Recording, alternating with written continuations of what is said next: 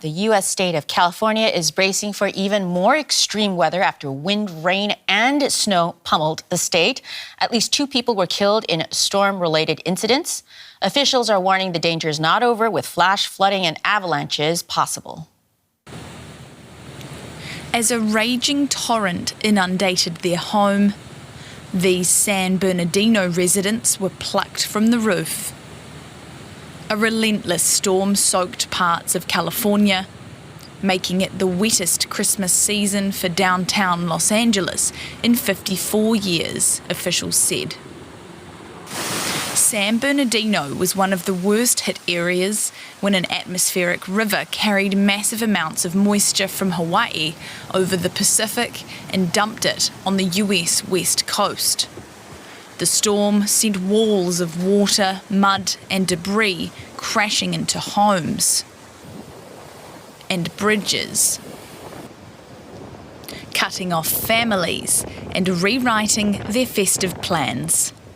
We weren't expecting to spend Christmas stuck at the house with limited utilities. But the flip side of that is I can be thankful to spend time with my family. The season also served as inspiration for this man, who hiked for 2 kilometres through the floodwaters to rescue his mum's cats. Kind of fitting, because the holidays for me are supposed to be about being together and about helping out one another out. So being able to be given, as bad as it sounds, kind of an opportunity like this to get out and help folks, I enjoyed being able to get out and help. So I'm okay with it.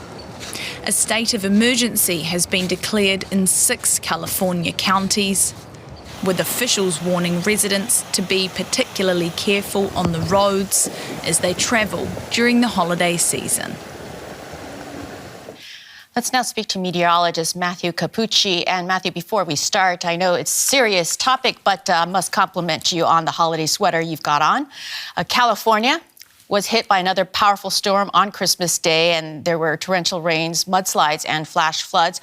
What led to this massive storm? Melissa, you're exactly right. Good to see you, and Merry Christmas to you as well.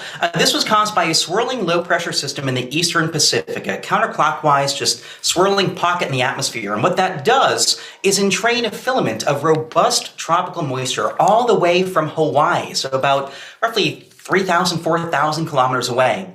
And this narrow but intense fire hose of moisture is aimed right at the coastline. So that does multiple things. Number one, it saturates the atmosphere. And number two, that moisture is forced up the mountains. So the coastal range, the Sierra Nevada, those mountains really enhance rainfall rates, or in the case of the Sierra, above about 2,000 meters, heavy snow. So in the coastal range of California, just north of Los Angeles, they saw upwards of 30, even 40 centimeters worth of rainfall in about 36 hours, causing flooding, mudslides, and landslides that buried vehicles and homes and debris up to something like 2-3 meters thick at times.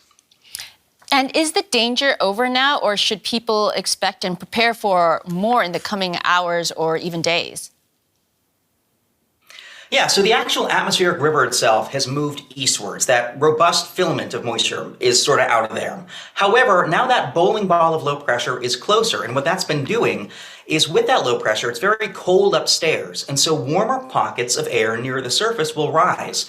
And so even though the heaviest rain has moved on, we're seeing those rising pockets cause isolated showers, isolated thunderstorms, and sporadic little areas of additional rainfall. And a few of those showers have actually rotated a little bit, prompting a couple tornado warnings. So I think the bulk of the worst weather is sort of winding down. However, that risk of additional flooding, mudslides remains at least 2 or 3 more days, especially because the ground is saturated. Any additional rains will have no place to go.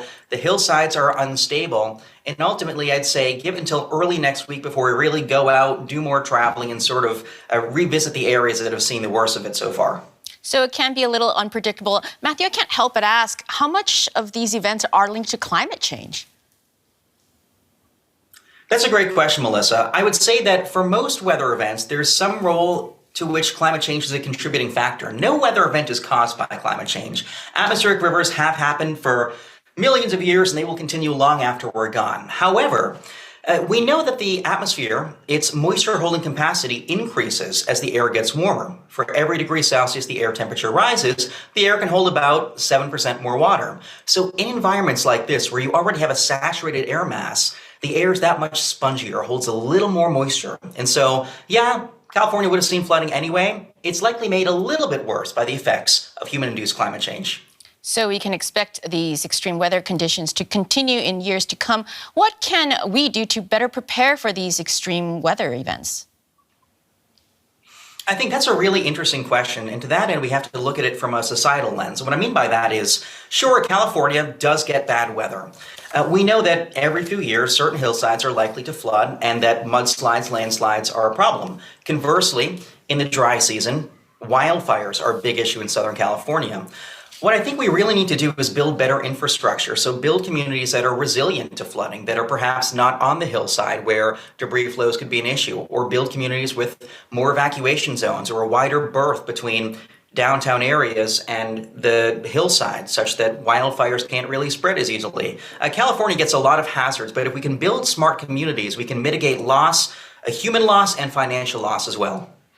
Meteorologist Mathew Cappucci, thank you very much. Thank you.